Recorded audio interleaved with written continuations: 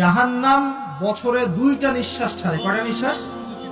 একটা নিঃশ্বাস গ্রীষ্মকালে যখন প্রচন্ড দাবদাহ চলে, ওইটা হচ্ছে জাহান্নামের নিঃশ্বাসের ফসল। ওই প্রভাবে পৃথিবীতে এরকম দাবদাহ চলে। এই সায়েন্স বিশ্বাস করবে? করবে না। ওর বিশ্বাসের আমার যায় আসে না। আল্লাহ পাক বলেছেন সত্য, রাসূল বলেছেন সত্য। আরেকটা হচ্ছে শীতকালে যখন প্রচন্ড ঠান্ডা, তখন শীতকালে জাহান্নামের এমন একটা জায়গা আছে যেটা কিন্তু শীতল জায়গা।